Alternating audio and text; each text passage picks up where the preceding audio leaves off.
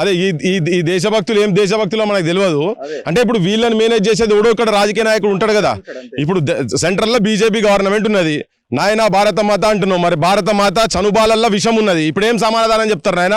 ఇద్దరు మంత్రులు ఉన్నారు, వీడికి వెళ్ళి ఢిల్లీ దాకా పోయేటోళ్ళు మంత్రులు ఉన్నారు, పక్కకు మీ అండర్ కింద వచ్చేదే ఉన్నది. ఇక్కడ దానిలోకి డైరెక్ట్ పైప్ లైన్ లేసి ఇగో చెర్లలో వదులుతున్నారు. రాన్రి, మీకు దమ్ముంటే రాన్రి, ఇక్కడికి వచ్చి కూర్చొని నీళ్లు తాగుర్రి, లేకపోతే ఈ పంట మీరు తినుర్రి, అప్పుడు ఓకే అనుకోవచ్చు. అంటే వీళ్ళు ఏంద పైసలకు మరిగినరు రఘు, మొత్తం కంప్లీట్ గా సిస్టమ్ మొత్తం అమ్ముడు పోయినది. పొల్యూషన్ కంట్రోల్ బోర్డు అని తెలియదా ఇది? పోతే వాళ్ళు ఉల్టా డాగ్లేస్తున్నారు. ఏమైనా గట్టిగా మాట్లాడితే వాళ్ళ మీద కేసులు అవుతాయి.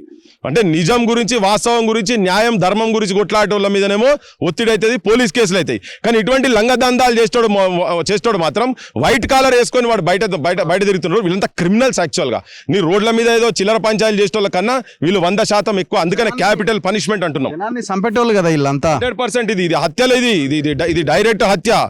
ఇటువంటి వాళ్ళ మీద అసలు చట్టాలు చాలా తీవ్రంగా, అంటే ఉన్న చట్టాలు అయితే ఎట్లా అమలైతే. సమస్య ఏంటంటే జనం అమ్ముడు పోయి ఇటువంటి చెత్త నా కొడుకులు అందరినీ ఎమ్మెల్యేలు ఎంపీలు చేసే వరకు ఏమైతుంది, ఇటువంటి అన్ని నడుస్తున్నాయి బహిరంగంగా. రేపు మన భూమిని సారవంతమైన నల్ల చెరువు అంటే మంచి చెరువు అన్నట్టు, మంచినీళ్ళు లాగేటువంటి చెరువులా ఇసం ఇదంతా మొత్తం ఇసం కాలువలై ప్రవహిస్తున్నది.